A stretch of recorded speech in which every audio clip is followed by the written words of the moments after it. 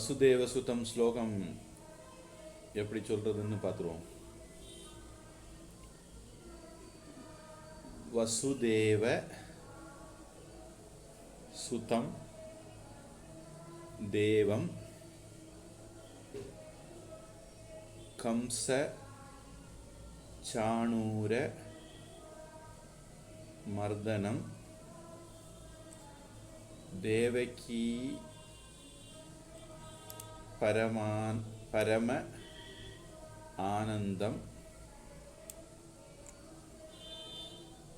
கிருஷ்ணம் வந்தே ஜகத் குரும். இதில் உள்ள வார்த்தைகள்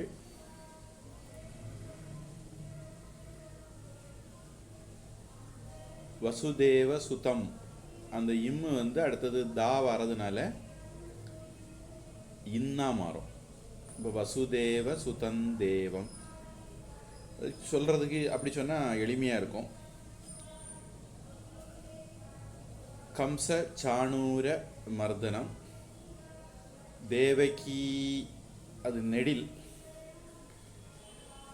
பரம ஆனந்தம் சேரும்போது பரமானந்தம், கிருஷ்ணம் அந்த இம்மு அடுத்தது வா வாரதுனால அந்த வாவை மூக்கால சொல்லும்படியாக மாற்றிடும். அப்போ கிருஷ்ணம் வந்தே.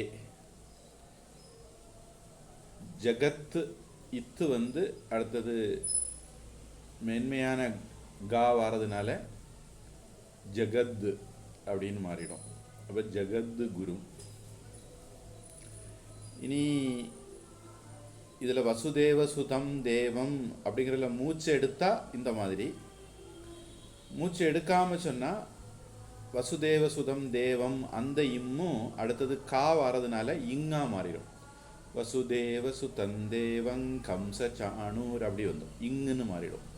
அது மாதிரி ரெண்டாவது வரியிலையும் தேவகி பரமானந்தங் கிருஷ்ணம் அந்த இம்மும் இங்குன்னு மாறிடும். நம்ம இப்போதைக்கு பிரித்து படிக்கிறோம்.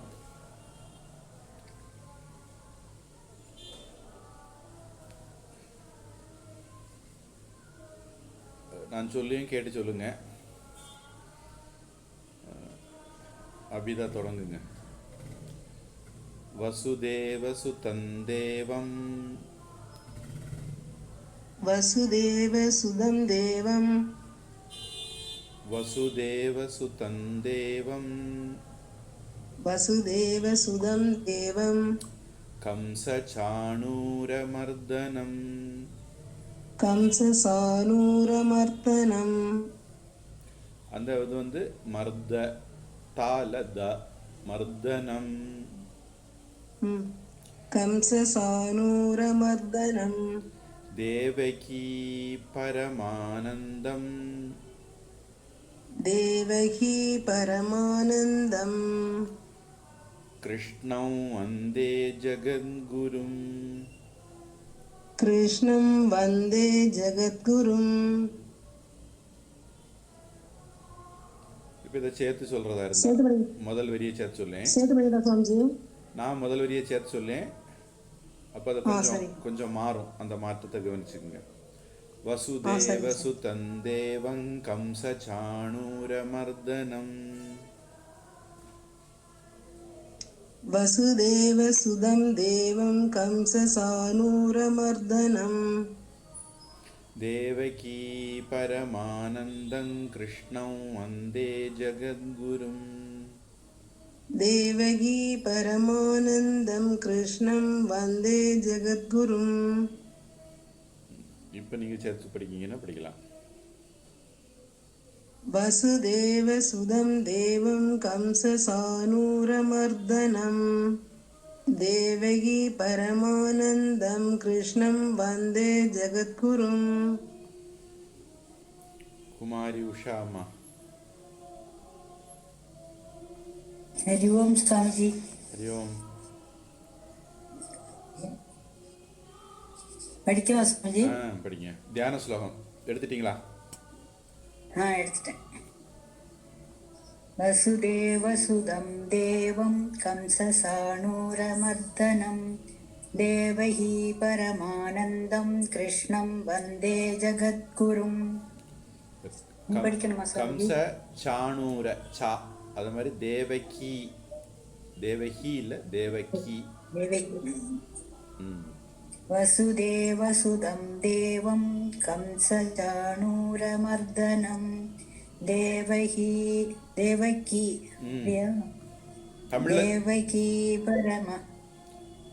देवकी परमानन्दं कृष्णं वन्दे जगद्गुरुम्. அடுத்தது 8வது பாடல். ஜகத்குரு. நம்ம அது ஜகத்து இதுன்னு மென்மையாயிடும்.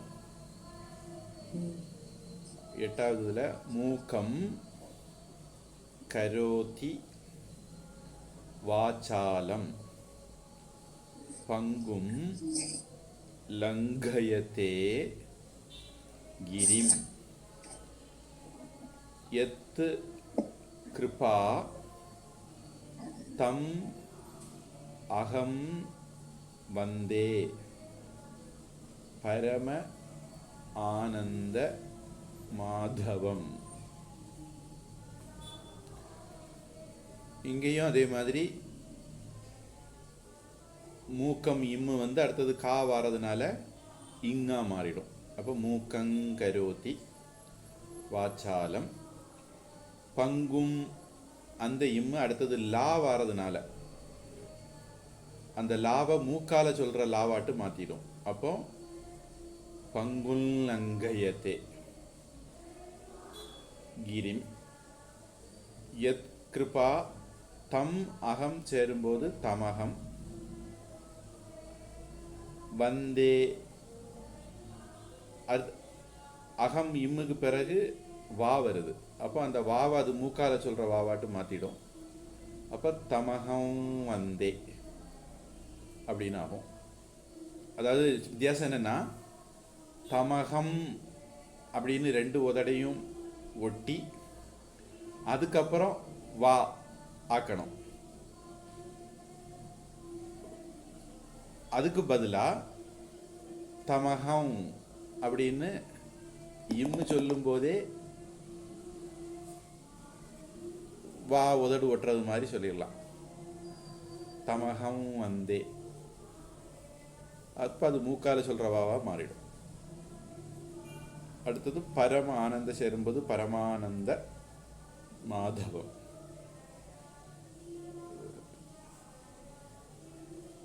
இடையில ஏதாவது பிரச்சனை வந்தா இன்டர்நெட் பிரச்சனை இருந்தா சொல்லுங்க, நெட்வொர்க்கை மாத்தி விடணும்.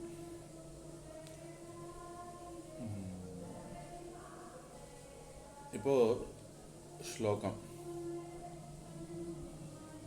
மூக்கங்கரோதி வாசாலம் அபிதா. மூகம் கரோதி வாசாலம் வாசாலம் தமிழ்ல இருக்க மாதிரியே சொன்ன போறோம். சரி சார். மூகம் கரோதி வாசாலம் பங்குல் லங்கயதே கிரிம் பங்கும் லங்கயதே கிரீம் பங்கும் லங்கயதே கிரீம். இந்த பங்கு கூட தமிழ் பாதான். பங்குல் லங்கயதே கிரிம் பங்கும் லங்கயதே கிரீம் யத் கிருபா தமஹம் வந்தே யத் கிருபா தமகம் வந்தே யத் கிருபா தமகம் வந்தே பரமானந்த மாதவம் பரமானந்த மாதவம் பரமானந்த மாதவம். மூக்கங்கரோதி வாசாலம் பங்குல் லங்கயதே கிரிம் மூகம் கரோதி வாசாலம் பங்கும் லங்கயதே கிரீம்.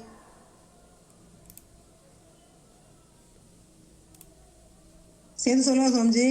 யத் கிருபா தமஹம் வந்தே பரமானந்த மாதவம் यत्कृपातमहं वन्दे परमानन्दमाधवम्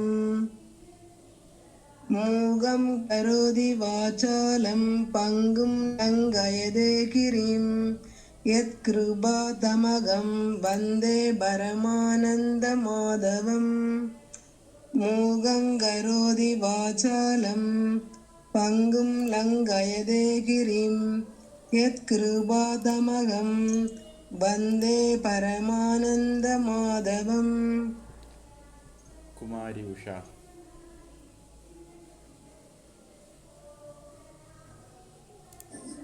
मोहं करोति वाचालं पङ्गुं लङ्घयते गिरिं यत्कृपातमहं वन्दे परमानन्दमाधवम् मोहं करोति वाचालं गिरिं यत्कृपातमहं वन्दे परमानन्दमाधवम्. சரியா சுவாமிஜி? ம்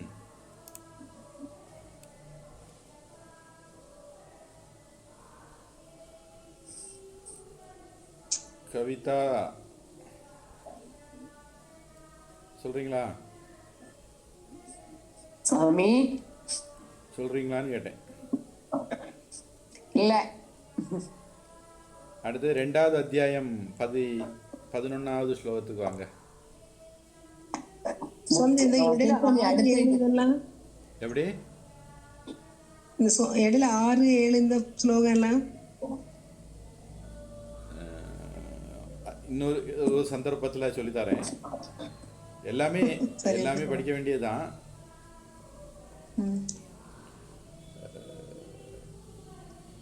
நம்ம இல்ல, நான் என்ன நினைச்சேன், ஃபர்ஸ்ட்ல இருந்து வரிசையா சொல்லுவீங்களோன்னு நினைச்சிட்டேன். இப்போதைக்கு நான் சொல்ற 2 ஸ்லோகம், தொடக்கத்தில் சொல்ற 2 ஸ்லோகம் சொல்லி தந்துட்டேன். சரிங்க சுவாமிஜி. இனி வேணா நேர அவகாசம் குறைவாக இருக்கு, அதனால இந்த 2வது அத்தியாயம் 11வது ஸ்லோகத்துக்கு வந்தேன். சரிங்க சுவாமிஜி. 2வது அத்தியாயத்தில் நமக்கு நடந்துட்டு இருக்கிற ஸ்லோகத்து வரைக்கும் போயிட்டு, அதில் 2வது அத்தியாயத்தை முடிச்சுக்கிட்டு அப்புறம் நாம முன்னாடி விட்டு போனதெல்லாம் பார்க்கலான்னு ஒரு யோசனை. தொடக்கத்திலேருந்தே அப்படி தொடங்கி வந்திருந்தா சரியா வரிசையாக பார்த்துருந்துருக்கலாம்.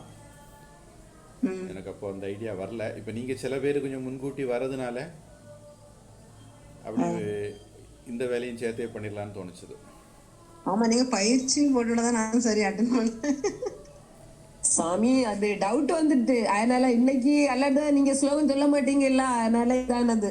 சரி சாமி, அடுத்த கிளாஸ்ல இது பண்ணிடலாம், அட்டன் பண்ணிடலாம். 11வது ஸ்லோகம். ஸ்ரீ சரி சரி. பகவான் உவாச்ச அசோச்யான் அன்வசோச்சஹ त्वं प्रज्ञावादान् च भाषसे गत आसून् अगत आसून् च न अनुशोचन्ति पंडिताः. பகவான் உவாச்ச சேரும்போது பகவான் உவாச்ச அப்படின்னு ஆயிடும்.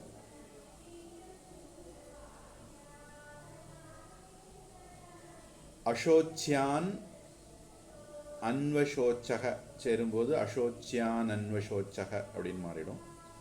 அன்வசோச்சக தொம் விசர்க்கத்துக்கு பிறகு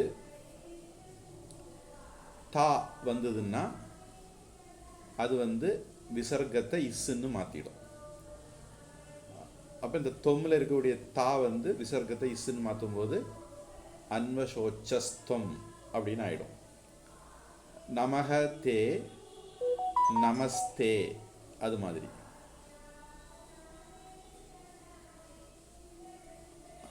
அடுத்தது பிரஜ்ஞாவாதான்னு. அடுத்தது ச. இந்த இன்னு இதுக்கும் விசர்க்கம் மாதிரி ஒரு வேலை உண்டு. அதனால் அது இங்கே என்ன ஆகுது அப்படின்னா வாதான் கூட இஷு வருது, வந்து வாதான்ஸ்ச அப்படின்னு மாறிடுது. கத ஆசூன் சேரும்போது கதாசூன், அகத ஆசூன் சேரும்போது அகதாசூன், ரெண்டு சேரும்போது கதாசூன் அகதாசூன். இங்கேயும் அந்த இன் என்ன பண்ணும், இஷு கொண்டு வந்து சா கூட சேரும். அப்போ கதாசூன் அகதாசூன்ஸ்ச. ந அனுஷோச்சந்தி சேரும்போது நானுஷோச்சந்தி பண்டிதாக.